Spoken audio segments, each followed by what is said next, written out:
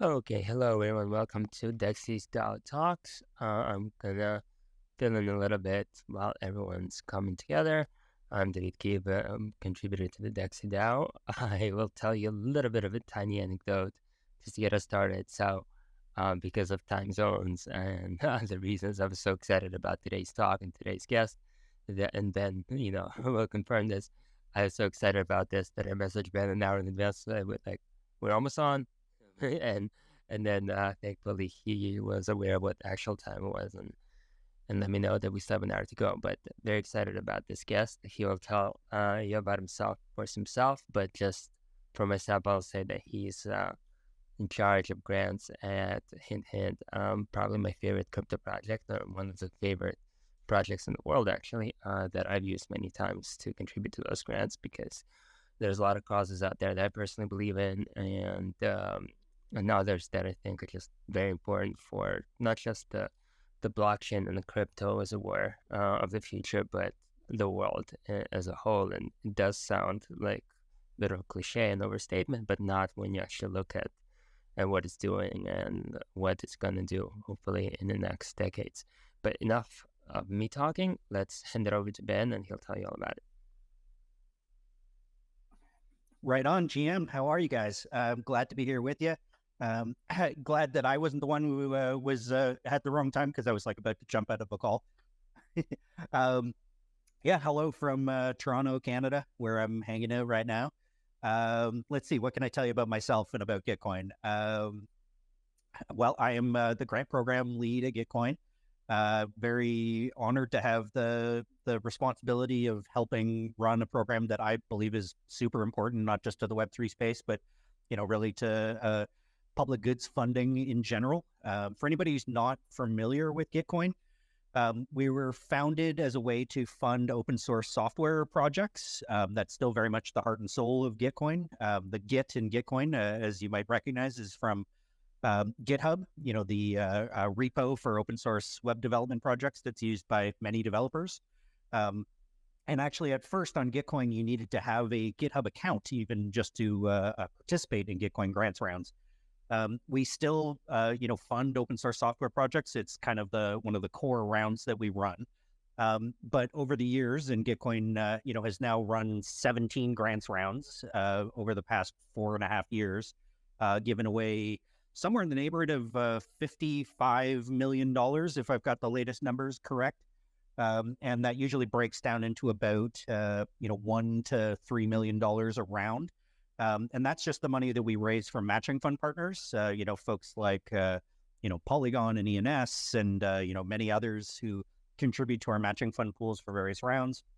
On top of that, we, also, of course, get the individual donations from individual donors.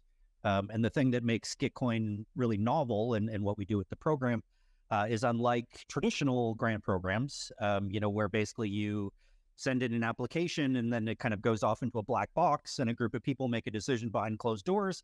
At Gitcoin, what we're doing with the quadratic funding tool, which came out of an idea from Vitalik and Glenn Weil from Radical, as well as another author, Zoe, whose last name I always butcher. Sorry, Zoe.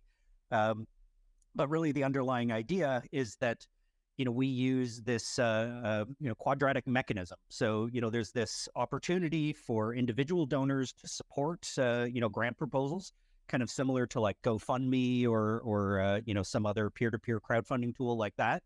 And we have matching funds that we've raised from donors, usually something like $1 million to $3 million overall for each one of our quarterly grants rounds.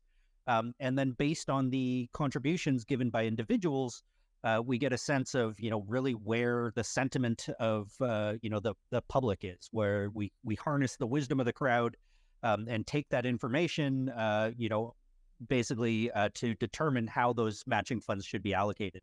So unlike other programs where if you donate $1, there's $1 of matching, with the magic of quadratic funding, often if you donate $1, it could be matched by $10 or $100.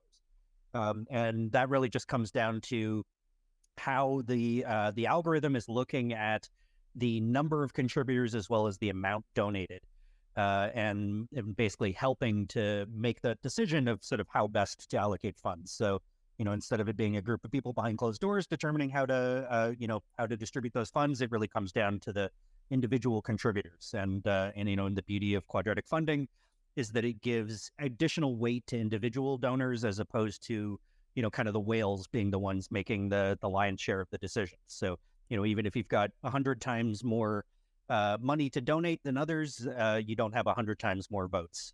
In fact, QF really heavily weights individual donors as opposed to, giving that sort of additional power to the whales. And a big part of doing that is using this tool, Gitcoin Passport, which is, this amazing mechanism, which is actually already being used by Snapshot and, a bunch of other folks in the Web3 space as a form of civil defense, which basically means like, how we can ensure that each individual donor is a distinct individual, and not a bot that's basically being used to, in some way give the impression that more donations were actually happening, than was the case, or that more people were actually donating than was actually the case. So yeah, Gitcoin Passport's really exciting. I think it might actually be our killer app. Already seeing lots of people adopt it. I'm really excited about what the implications of that are, because it's a form of distributed, decentralized identity, online, and it doesn't require you doxing yourself. It's actually very much about Web3 reputation, on-chain reputation, and as we see more on-chain attestations and other forms of on-chain identity, that can track all kinds of different things in terms of your activity, participation in various different protocols, that information can be taken into account when determining the sort of uniqueness of an individual. So anyway, I'll pause there because I just threw a whole bunch You of stuff did, but out. it's all interesting. So thank you for that. And also, I love that Canadian accent. I'm going to be in Toronto myself in a couple of months visiting friends, and I can hear that a boot. Don't do the move it. Yeah. It's loaded. But since you, and also just a quick note, the quadratic funding, I hugely appreciate because I was part of the team at Point Art to basically an NFT program platform for Ukraine after the war obviously started, and I was part of that round and saw how the matching funds came in based on how many people supported, and that is huge boost not just to the actual fundraising but to the morale as well of the team and the supporters. And the saying of like your dollar matters, your dollar goes far, every dollar matters, but when you do quadratic funding like Gitcoin does, it matters so much more, and everybody really matters in a way that I don't think was possible at all before that, right? So that's really cool. But the one thing I was going to ask about now, based on what you said, is the last thing you said about the Gitcoin passport. So I have my Gitcoin passport. I have it filled out, maybe not entirely, but like 80%, 90% so far. And still, there's this nagging fear in the community, right? On the one hand, of course, it stops Sybil attacks and bots, and it verifies identity without having to dox you in the real world. But also there's this fear of how secure is it, right?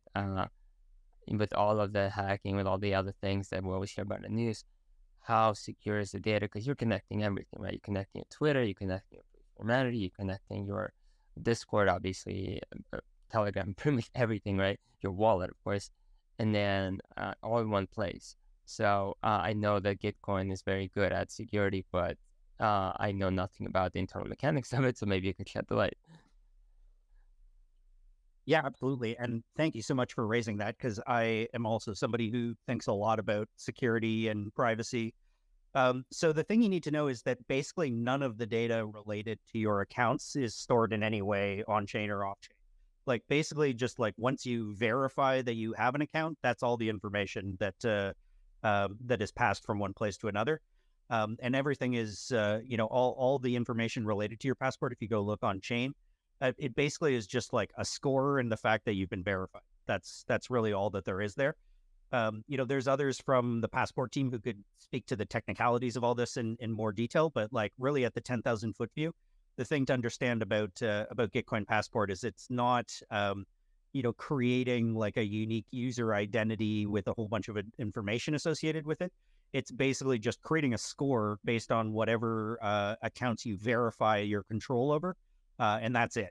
Like there's not sort of additional data layers that we can draw upon or that could be used by advertisers or by, hackers or by anybody else, and and you're not giving permission to to sign transactions or anything else by creating a passport. It's basically just a way that you collect a bunch of stamps basically that just verify that you are indeed who you say you are, and that you've got this on-chain history or reputation. It's basically looking at stuff you've already put on chain, like NFTs you've purchased, or tokens that you've held, or POAPs or other things that you may have collected over time that sort of signify your contribution to the space as a way to sort of verify your identity, which, to me, compared to a lot of other identity protocols or KYC processes, is a step in the right direction away from you needing to throw your government issued ID and associate it with your wallet, or store data in sort of more long time permanent ways. That being said, I think there's always attack vectors we're not thinking about. Like, one thing that I worry about is people making malicious versions of our tools like Passport.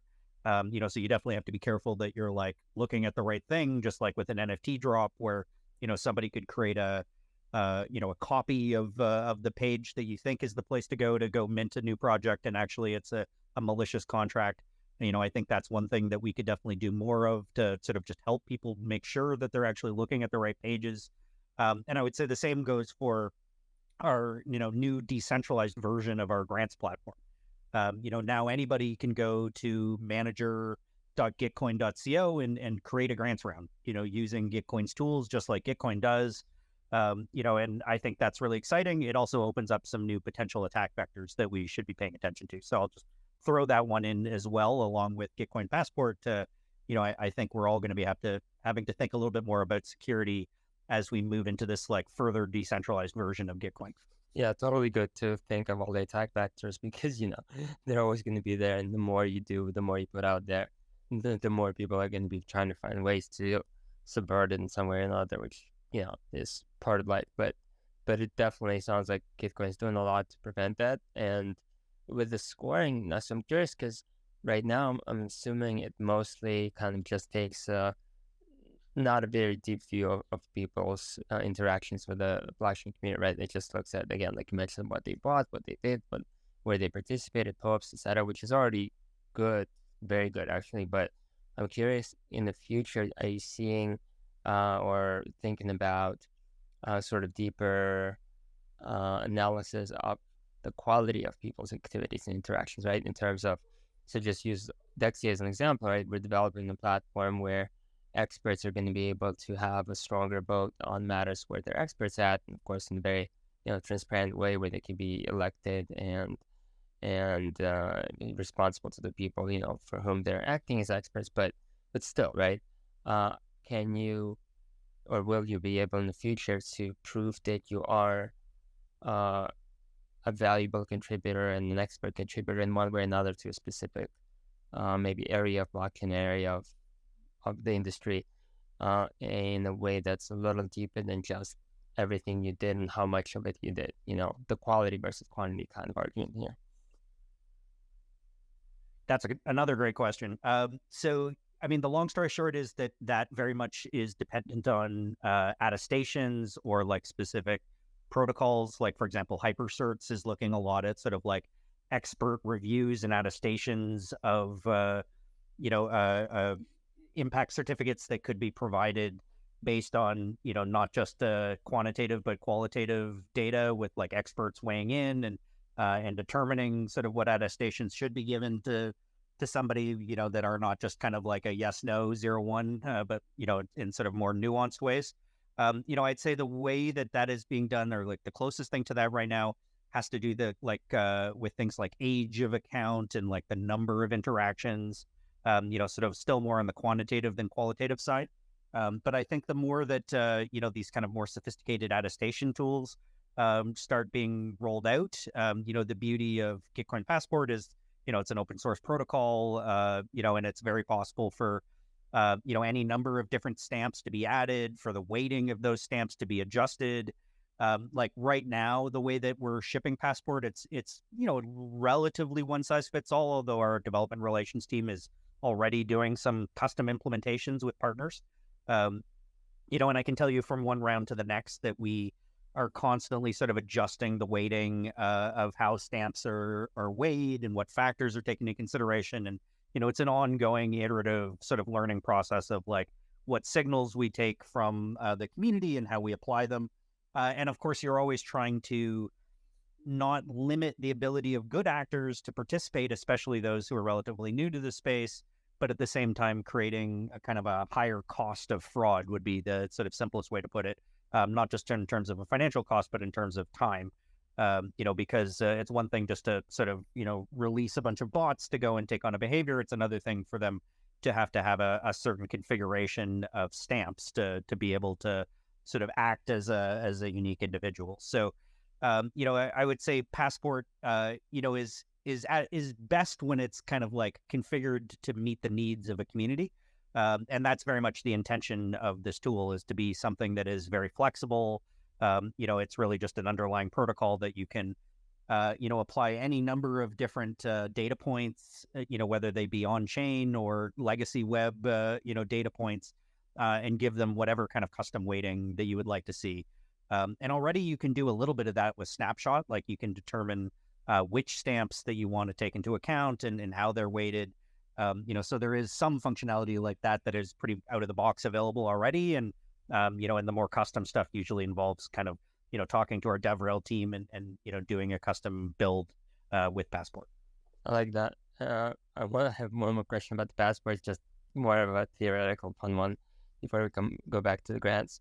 Do you see, again, just hypothetically, do you see Gitcoin passports or similar passports at some point in a way eclipsing national passports in terms of having certain types of visas and access towards, metaverse implementations like Sandbox and Decentraland, towards various communities? Obviously, and it's already being used for drops, etc. But kind of a shift in the consciousness, probably of the next generation, or at least the young generation now, where instead of talking about, oh yeah, I have a US passport, I have, China or Germany, whatever passport, they'd be like, yeah, here's my Gitcoin passport, and I just got all these cool visas, for all these different cool projects. Like, oh cool, I got all these visas in my projects. Oh man, I wish I had that one. Those kind of conversations.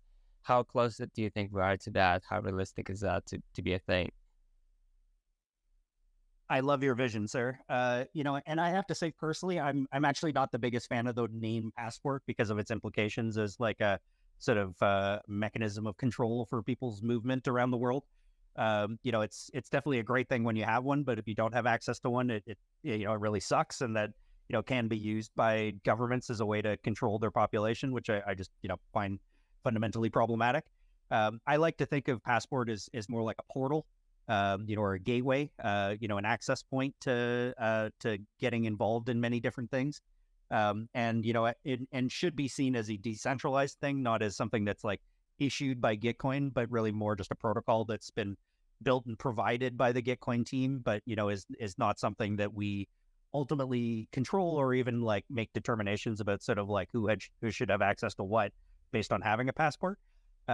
That being said, I do think, we're already seeing a lot of Web3 looking for solutions like this for, gating or access to, any number of things, whether it be, votes on DAO decisions or, drops, like you mentioned, or any number of other things. And honestly, we're probably not even, aware of where some of these other things might pop up. One idea a friend of mine floated that I thought was really interesting was like a legacy web kind of browser extension that could help you, know how trustworthy emails you were receiving were based on Passport scores. Is this really the person that I think it is, or is this a spear phishing attack? That kind of thing. I think there's lots of different ways that this kind of tool could be brought into use, and definitely in that bigger picture, like how does this touch the meat space, so to speak. I could definitely foresee a world where, we all are depending less on sort of government issued certificates and, really trying to use, sort of more decentralized protocols. And, and I'm hopeful that like decentralized identity, could be really useful to lots of folks who, could use alternatives to the sort of state-based, protocols. How far away are we from that? I mean, that's, I don't have a crystal ball. It's a tough one. But definitely we're starting to see some real world implications already. Like, for example, one of the folks from the government in Taiwan is playing around with Gitcoin Passport, which I think is totally fascinating. I think we could see stuff like that happening in places like Estonia, where there's already kind of broader adoption of digital tools and sort of more of an appetite for things like online voting, for example. And you could imagine something like a passport standard that could play a role in people's ability to access services or other things. In a world where there's already sort of more adoption of digital tools and potentially more trust in tools because of their immutability and composability and interoperability and all the good things that come along with blockchain tech. But I think we do have a ways to go in just helping people understand what the potential benefits of these kinds of protocols are before we have that kind of widespread trust of technology. And we definitely live in a world where trust is increasingly a problem. And I think we have a very real solution to it, but have a ways to go in getting people to really understand. So that's actually a really good segue into what I was going to ask next, because you talk about trust, right? And I participated in, I don't even remember how many Gitcoin rounds, a lot of them as soon as I found out they exist. And I do wonder though now, how many of those projects that are contributed to have followed up on the funding and done something really good with it? How do we know the money's being well spent, right? Like what's happening after the round is over? Is there anything happening with Gitcoin or anything else you know about that kind of follows through with them beyond the point that they're receiving the grants? Man, you got the best questions. I love it. So yeah, I mean, I would say that this is a hugely important topic. As you can imagine, for our matching fund partners in particular, this is often a question, but really for every individual donor, I think it's also something that is top of mind. And I'd say there's a couple of different ways we're approaching trying to have better answers to that. Historically, basically to continue to be a grantee between grants rounds, you needed to update your grant proposal, which was supposed to at least be, some sort of a mechanism of accountability.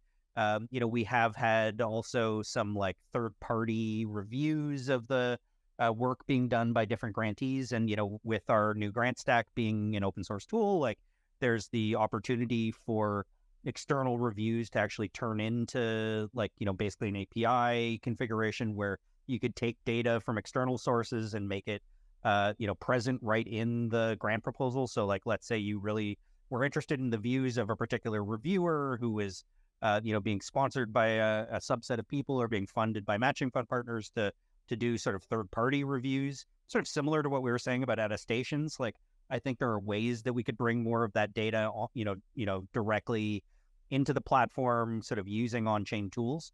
In a more kind of conventional way, we're also doing impact reports and case studies and things like that. If you go to Gitcoin's website, you'll see that there's a sort of an updated version of our website that's out there in the world now at gitcoin.co. And there's a tab for impact where you can find our impact reports. I think the reality is that like Gitcoin has always been very focused on very early stage projects. Like it's been a mechanism for early stage projects to seek funding and to sort of, kick the wheels in the court of public opinion, to mix a couple of metaphors there. And like, I think there's an expectation that not every project is going to succeed. One of the things that's been really interesting to see for me, and I would love to find better ways to sort of demonstrate and articulate, is how many projects, in the year and a half or so that I've been at Gitcoin, which in Web3 years is like, 10 and a half years or something. Yeah, it's a long time. I've seen a lot of projects, kind of cross-pollinate, like, people, combine their projects, new coalitions are formed, people find, new co-founders, they pivot their projects and we see them change pretty dramatically based on the experience they have. We're looking at ways that we can sort of socialize more of those learnings, share more of that information, and we do have a ton of on-chain data, of course, like we see all the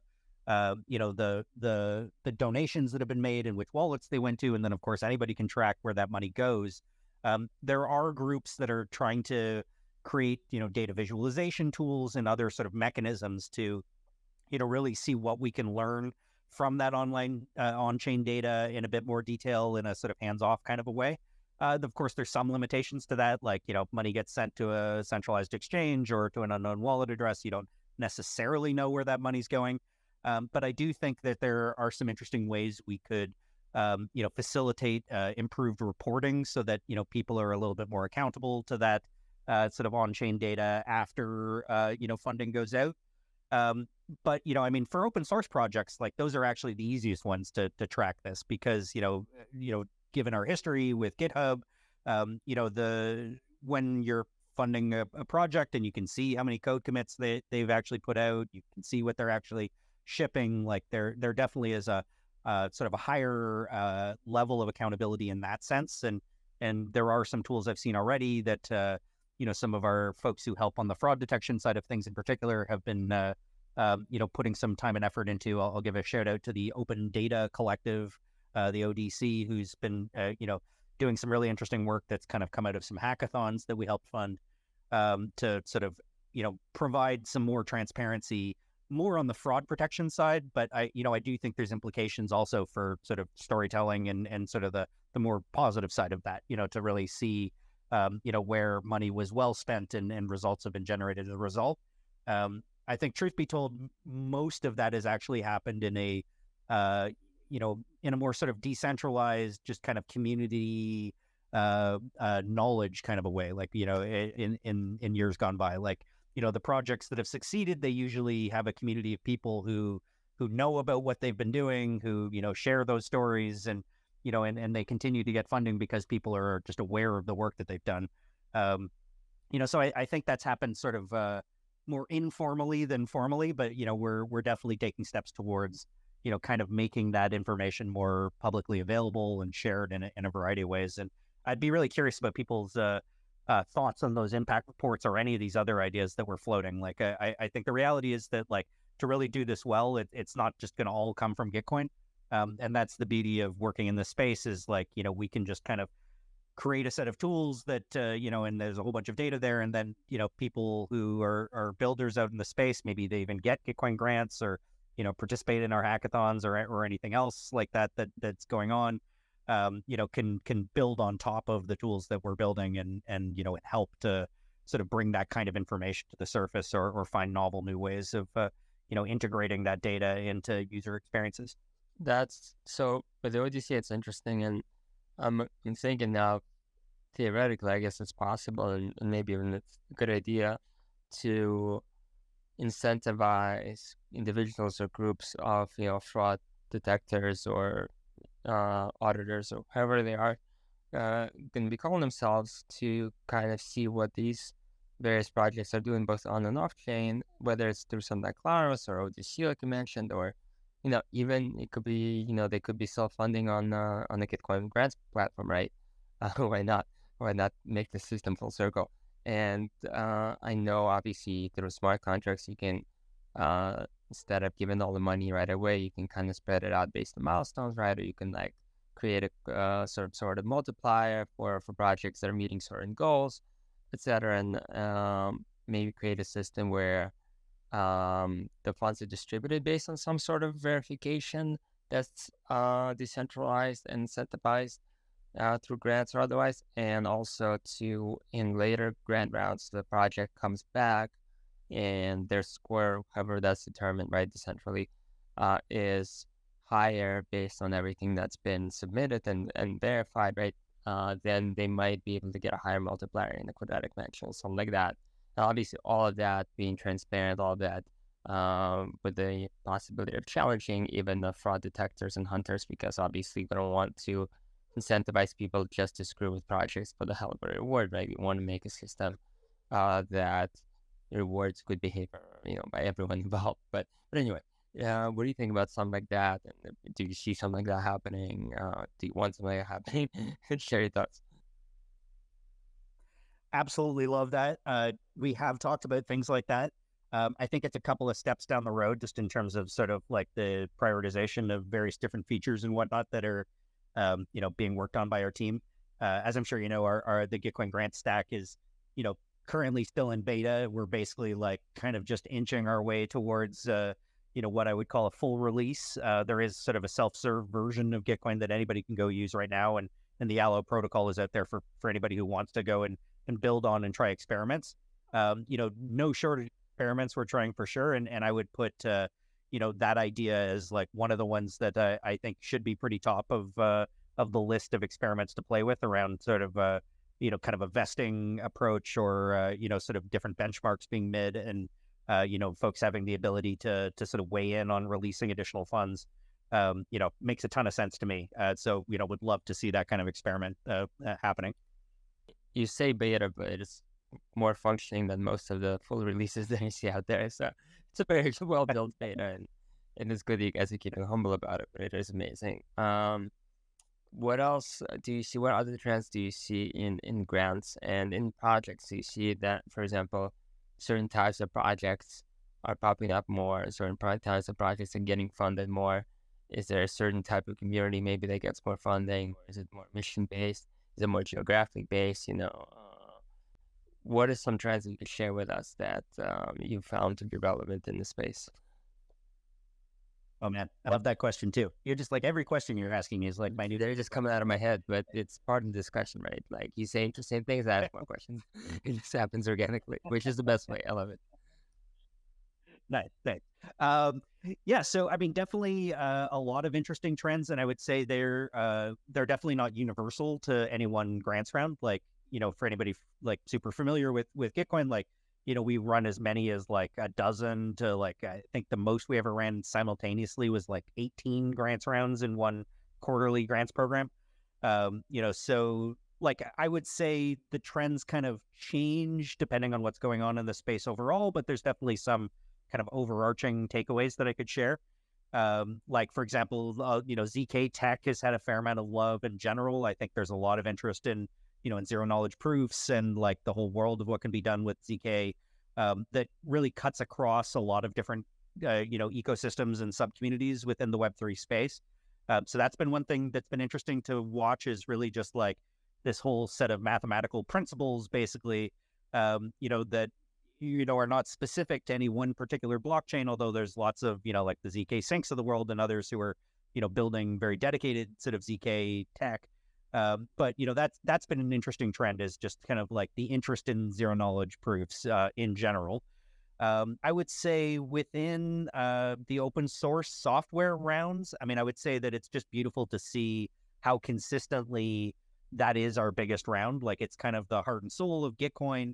Not every Web3 project is an open source project, but just kind of that continued kind of commitment and focus to sort of open source web development and the principles that go along with that is something that continues to outperform the rest of the rounds, just in terms of like the level of participation and the number of participants. And the nice thing about that is that it's not specific to any one particular chain or ecosystem as well. So like, even within that open source software round, we see kind of a wide range of stuff that's taking place. There's been a lot of interest in Web3 social as of late. And I think that's at least partially driven by, the space feeling a bit more open. Here we are on Twitter, and like, Twitter has definitely kind of had a rocky road as of late. Regardless of, kind of how you see that breaking down, like, it does feel like that's kind of a space with more room for disruption right now.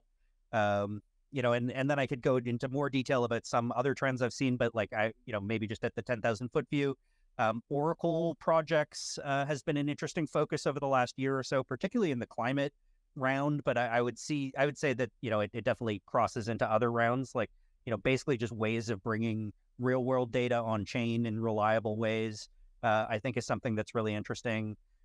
Also, stuff related to rewards for staking being driven back into public goods funding one way or another is another interesting trend I've seen, in particular in like the Cosmos ecosystem or the Celo ecosystem, where there's more of like a delegation model for staking. There's these ideas of sort of like incentives that you would see, at the grocery store, like for every, one of these things you buy, $1 goes to a good cause, that kind of thing. We're seeing projects like Spirals and others who, are building tools where folks who are running, a staking operation or validation operation, have the ability to create these like aqueducts or feedback loops to fund causes, which I think is an interesting thing. And we are even seeing some of that popping up in the Ethereum space. I don't know. I could probably go on and on about that for a while. There's lots of interesting trends, but those are probably the ones that are most top of mind for me that I've seen in the last little while. Those are interesting, and funny you mentioned ZK tech as the first thing, because for me personally, so I may have heard about it before Gitcoin, but my first real experience with it was the first round that I was contributing. I don't remember, it was like 8 or 9 or something like that, and I tried to do it normal way, and I looked at the checkout and the ETH price per gas. I'm like, what the hell is this? Like, this is I can't like, am I donating to the gas price foundation or to an actual project? And then I did it the ZK way. I'm like, oh, okay, a couple dollars, okay, that's fine. That's doable. So that is, sometimes I wonder why the non-ZK version still exists, but I get that some people can't use it for one reason or another, but it's so much better, just so much better. But anyway, there's one thing you mentioned that was interesting, because we were just talking to Brian Peets last week about that, of the ecosystem. So right now it does feel like a kind of charity thing where you just give $1 or something, or donate, or you try to create something, and then it just runs out. The money runs out sooner or later because it's coming from somewhere, but it's not going back. There's no kind of circle of value at all. And I'm looking at Proof of Humanity that the uni token has gone to very close to zero. Looking at Circles, which is doing the pilot in Berlin, but not moving beyond that. I heard about Good Dollar recently, but I haven't explored it much yet, so I can't talk about that yet. But the big question of how can you create public goods projects through grants or otherwise that don't just spend money on good things, but can sustain themselves over some sort of prolonged time without being constantly funded by donations to survive. Not that funding is bad, of course. Like, it's awesome to keep getting funding, but what if it runs out? What if it gets lower? There's programs to be done. There's salaries to pay. There's things to buy. The holy grail of public goods, to me at least, is self-sustaining public goods that can go on forever and ever and ever. So, any thoughts on that or observations on that? Man, like I had said before, you just keep coming with the great questions.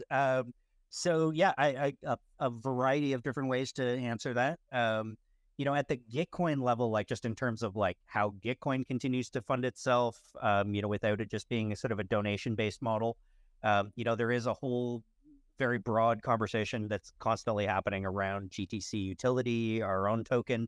Right now that is like primarily our voting token, but you may notice that there's more ways to stake GTC on various things, like basically as attestations to individuals or projects.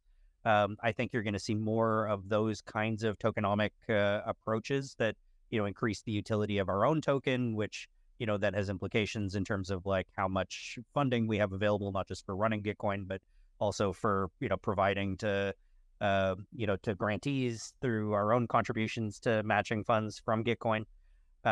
So that's one big bucket in terms of like, just how to sort of maintain or increase the sort of utility of a token, which, then therefore has implications to its perceived value. Another approach to this too is like we often talk about like the graduates from Gitcoin, our folks who have, gone and gotten funded, kind of beyond the Gitcoin grants rounds, like the Uniswaps of the world that, start as a Gitcoin grant and then, become a unicorn. And often those folks will, kind of come back and fund Gitcoin grants rounds, kind of like an alumni of a university. And again, that's kind of more of a donation model, but, it's one way of looking at sort of the sort of circular or cyclical kind of, relationship that our grantees have with, potentially also becoming matching fund partners. And we do, generally speaking, have rules for most of our grants rounds that limit participation to those who have not raised more than a certain amount of money from, whether it be some sort of token event or external funding from a VC or angel or whomever. So, again, that's, more of a traditional model, but one that's worth looking at. I mean, really, for all of the projects getting funded by Gitcoin, I think they all have that same test of like, can they actually make, something that works as a revenue generating business and not just a charitable activity. We do have, a lot of, great projects that are really more just, traditional charitable activities. And, I think it's great that Gitcoin can be a way to provide stable ongoing funding for things that are, really not trying to derive product or profit, I should say. But we also have, I would say the majority of things that people are building, they do have a goal of, trying to be profitable at some point, or at least having some stable ongoing sort of break even model. And, one of the things that we're trying to do is, just be more useful to our grantees in between grants rounds by, connecting them to, folks who can help unpack some of this, whether it be advisors or, other former grantees who've gone on to success or have lessons learned that they can share. So I'm not sure if that's answering your question entirely, but like, that's a lot of the discussion that's going on right now in terms of sort of like long-term viability and like, kind of reducing dependence on sort of charitable giving. I can tell you for a lot of our matching fund partners, they don't necessarily see the funds that they give us as a charitable donation. For some of them, it's a marketing opportunity. It's a way to sort of be seen doing good work, especially for sort of legacy web, companies who are looking for a positive way to kind of enter the Web3 space. I think there is sort of this idea that like, maybe it's better to, give to a bunch of people who are building and sort of put your best foot forward that way, as opposed to like, just dropping an NFT project that, they really don't have, much of a roadmap for and, ultimately leaves a bunch of people feeling rugged. So we see a lot of folks who are trying to sort of figure out where to fit in Web3, who see Gitcoin as a great bridge from the legacy world into the Web3 space. And, for others, it's actually deal flow, or a way to incentivize people to come and build on their protocol. If you're a project that is like, trying to create incentives, like often a lot of grants programs are like incentivizing people to come and build on their particular protocol or set of tools. And a Gitcoin grants round can be a great way to run a program like that and, give people a group of incentives and also really drive a bunch of engagement because of all the different projects who are now promoting their grant proposal and encouraging others to pay attention and get involved and give. So, definitely I would say, some of our donors to some of our cause rounds may see, their matching fund contribution as a charitable activity. But I would say that's probably not the majority of them. I'd say it's actually more the case that, that there is a sort of a benefit to the matching fund partners that goes beyond just sort of seeing good things happen in the world. Right. And like you said, as part of the discussion, which by the way reminds me that, guys, everyone who's on the call, if you have a question, raise your hand. I'm sure Ben will be happy to hear questions. I'm definitely going to be happy to hear them. This is for all of us, right? So we're going to hang out for another 15 minutes or so. But by all means, ask whatever questions you got. Join the conversation. For Ben now, taking this a bit further, right, with sustainable giving, sustainable funding. Let's use the example of, I know you're really into ecological projects and trying to basically save us from the doom that we created for ourselves as humanity. And maybe there's a way to make sustainable there in terms of, and not just that, but using that example, for example, if there's let's say a project that gets funded for building a renewable energy grid, right? There's a crypto project from like 2017, Power Grid, I think it was called, from Australia. That I remember buying some tokens from back in the day. That did that thing. I have no idea what happened to them now, but let's say they build a power grid for renewable energy and maybe use a little bit, a tiny, 1/100% of the power grid for some servers that act as validators for a chain where the gas fees or the LP fees or whatever part of that is going back into their funding for building out more of that electricity grid, putting it further out there, whether it's in Australia, Africa, US, regardless. Do you see this kind of potential of projects creating things that are using the blockchain ecosystem and the economic system of blockchain and crypto to make themselves relevant financially and to provide a source of income for themselves and the people they serve. Yeah, absolutely. And I mean, it's an interesting space, specifically talking about renewable energy financing. It can be looked at a variety of different ways, but it's one of those spaces where there's a ton of opportunity, but there's also some pretty big regulatory or sort of industry lock-in kind of hurdles associated with it. So a lot really depends on the jurisdiction that these projects are in. One example is a project called Seven Energy, which is based in Norway and has really benefited from some smart policy that gives people the ability to access the local grid for community scale, like local grids, basically, or like microgrids, as some people call them. And they're facilitating the buying and selling and trading of that electricity using the traditional rails of the existing grid.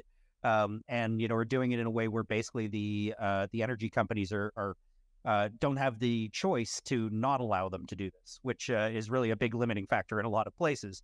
In other cases, we see, folks who are financing projects who are just leapfrogging over traditional mechanisms in places where, the infrastructure doesn't already exist. You can basically use blockchain tech to like pool resources together and fund a project, which then generates, some form of stable returns through that electricity being sold onto the grid. Moving forward, where there just, wasn't that technology in place to begin with, and there wasn't the financiers in place, so you could have a group of people funding something remotely, without having to deal with all the sort of regulatory hurdles, because that's being dealt with by somebody else. And, give a shout out to a group called Helios, who's doing some cool work in that regard, as well as the Solar Foundation, which is kind of a spin-off project that, is doing the same thing, but as more of a charitable model as opposed to like a revenue generating model. But, actually raising money using Gitcoin grants rounds and other mechanisms to actually fund solar projects in, places on the African continent, in particular in Kenya and elsewhere. And then there's folks like Zero Labs who are doing futures trading. So like, trying to actually build the capital for future projects, and creating a futures market around renewable energy certificates, which I think is, a pretty interesting and sort of novel approach. And, just for the sake of touching on, the whole space around, monitoring, reporting, and verification, which is definitely one of the biggest, sort of things that I've seen people working on in the last, 6 months to a year, in the kind of crypto climate space.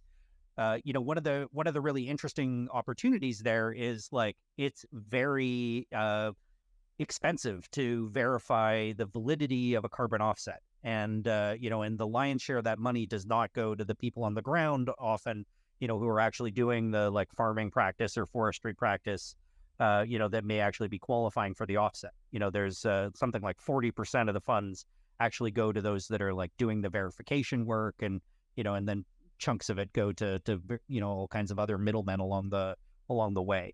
And projects like the folks at Regen Network or many others are really just finding more efficient ways to do that sort of verification. In some cases, using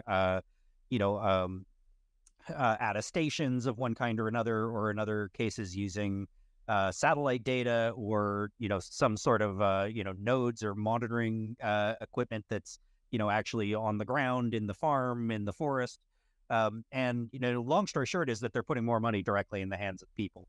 They're taking the money that's being generated by carbon offset sales, and and actually giving more of it back to those on the ground, which to me is a huge big step in the right direction. And also at the same time taking some pretty substantial steps to increasing the sort of validity and trustworthiness of offsets, which are often criticized. You've probably seen there's been a bunch of stuff written in the last year or so about problems with the offsets on the Vera standard, for example.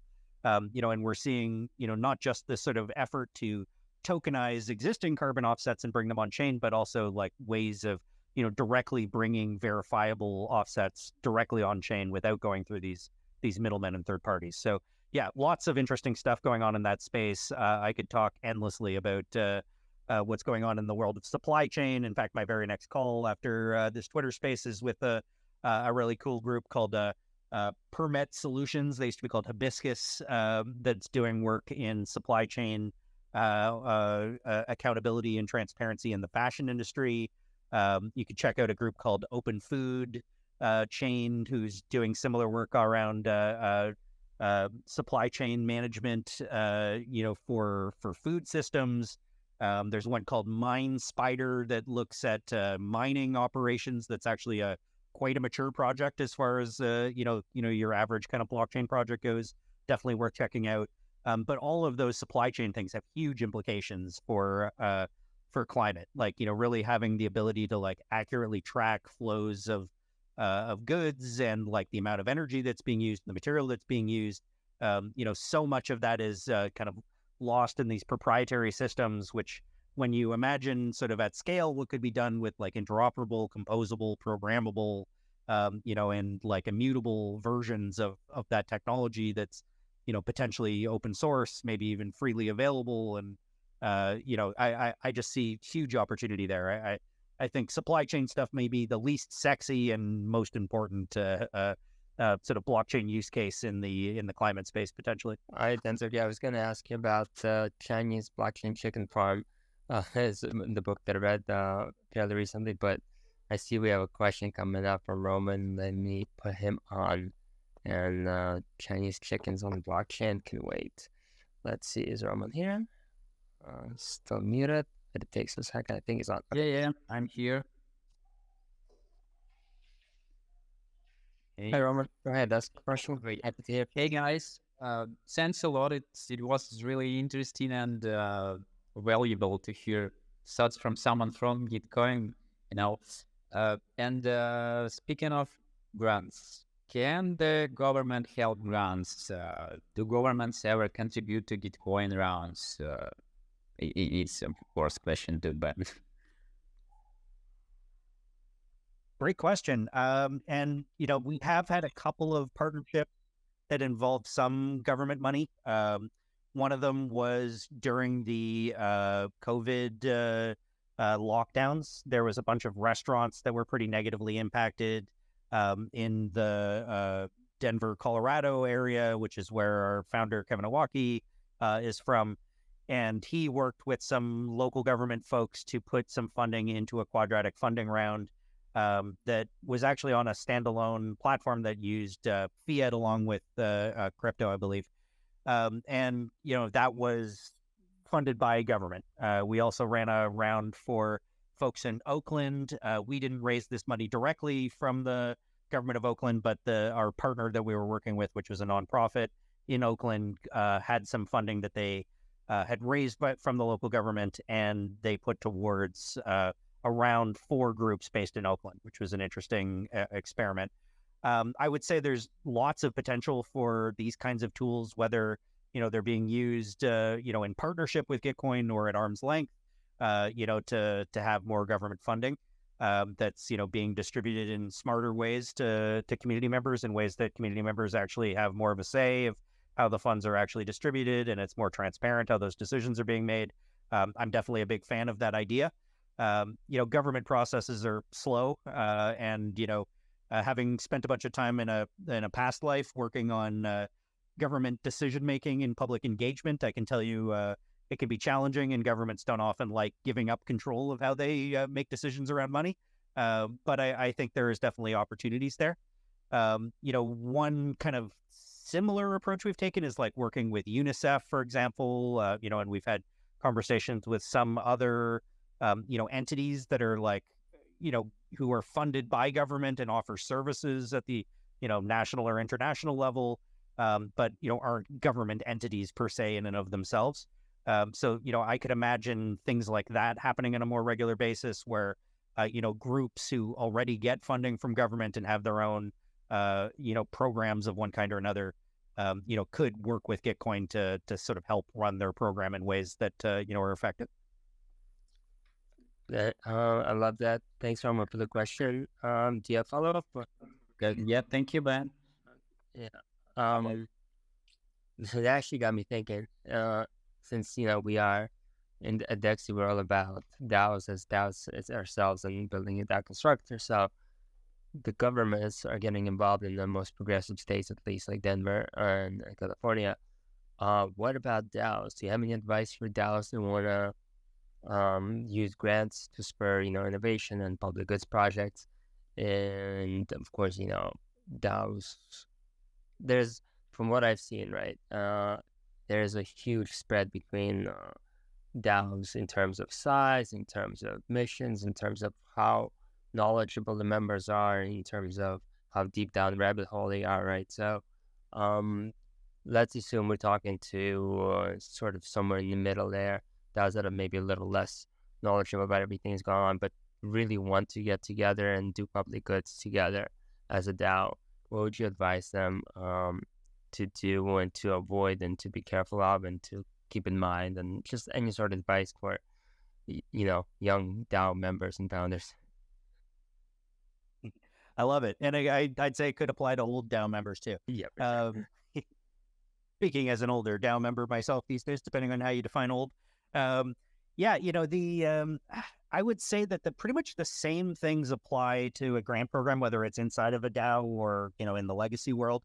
Like the challenges around sort of how you make the decisions about who to give funding to, how to do it in a way that's like transparent and accountable, but also like sort of feels safe, for lack of a better word, for those making the decisions, that they're not going to like face retribution or like frustration from folks directly. Is kind of the dynamic I've seen play out in a lot of grants programs. I'm a big fan of quadratic funding, although it's not the only mechanism that exists for making those kinds of decisions. I think really just being really, really clear with yourself and with your community, like what it is that you're trying to reverse engineer towards. Like, what would a win look like? If this kind of a project got the lion's share of the funding from our grants program, how would we feel about that? And really trying to sort of like set up the criteria in a way that you're setting yourself up for success. You're being really clear with applicants about sort of what the implications of the round are, what you're trying to accomplish, how those decisions will be made. I think all of that stuff is really important. And frankly, like, I think GrantStack can be really helpful for that. We have a group that we call the Grant Round Operators Guild, which is kind of a arm's length entity for folks that are running grants rounds on GrantStack. So for anybody who's interested in like, running their own round, even if it's fully independent, that can be a great resource just for like a community of people that you can learn from and, borrow templates from, that sort of thing. Like, learn from other people's mistakes and the things that have worked well. But yeah, I would say that the number one thing really is just like being super clear about what it is you're trying to accomplish and how you're going to accomplish it. Definitely doesn't have to be all done with Gitcoin's tools. They are there and available if people want to. But, I would say like, even if you're just collecting grant proposals in Airtable or Google Forms and, making decisions as a group of people, and sort of publishing the results, the same general principles apply. That like, the more clear you are about what it is you're trying to accomplish, what criteria you're going to use to determine not only eligibility, but distribution of funds if, you're not using a quadratic mechanism. Like, what are the sort of, key points that would really make the difference between a successful grant and not a successful one.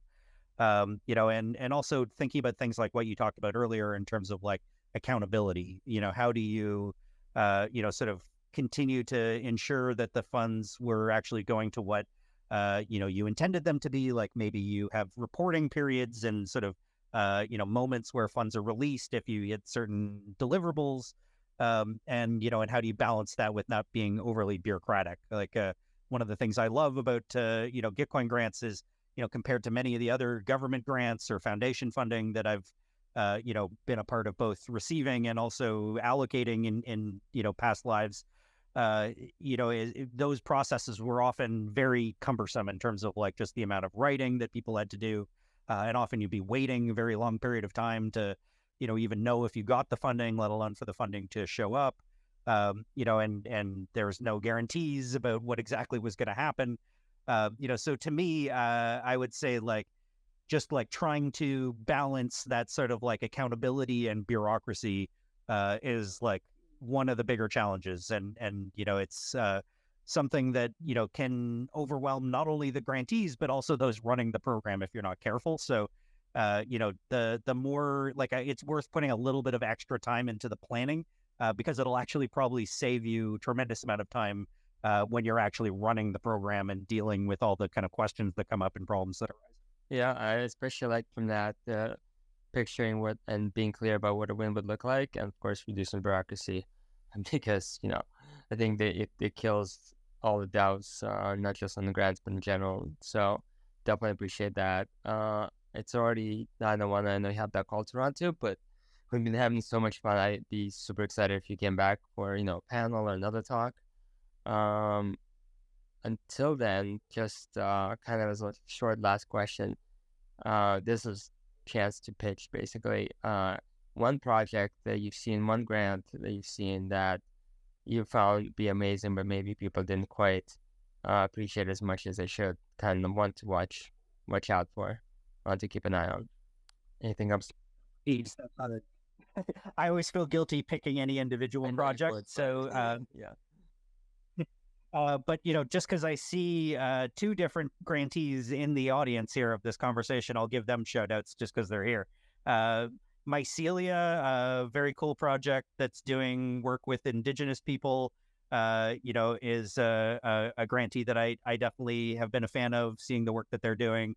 I'll give y'all a shout out, and just definitely go click on Mycelia there that you'll see in the audience. Go check out what they're working on. Another one is ETH Daily, a daily news podcast for the latest in Ethereum. Another longtime grantee who I swear is on every single one of these spaces that I'm on. I see you everywhere, ETH Daily. Shout out to you for your just being everywhere. And I'm sure there's some more grantees amongst us. And I've definitely written some stuff about projects that I am interested in that sort of articulate different use cases and whatnot on the Gitcoin blog or in my own blog. So, I mean, maybe I just leave that as as one last sort of shout out is go and check out some of the stuff that you can find, on the governance forum that Gitcoin has, which is gov.gitcoin.co, or in the Gitcoin blog. And if you search, you can find some of the stuff that I've written there. Or if you just follow the links in my Twitter bio, you can find things that I've published elsewhere or talks I've done elsewhere, which go into all kinds of different projects and, interesting things that are going on. Awesome. And guys, yeah, check out Ben, check out his socials, check out his blog. He's pretty easy to find and obviously has a lot of really cool stuff to say, as you saw today. And yeah, I second the shout out to those two projects because the daily news is something very close to me, something I've been doing for a while. And Indigenous rights also very close to me for another personal reason. So both those projects sound right, spot on. And again, huge thanks to Ben for coming. Thank you everyone for listening in. We'll be back with another one. Keep an eye on our Twitter for more information. But for today, thank you all for tuning in. Have an awesome whatever part of the day it is in your time zone. I'm a little still confused on time zones right now. So for Ben, I think it's good afternoon. For me, it's time to head to dinner. So thank you, everyone. Bye. Thank you. Cheers.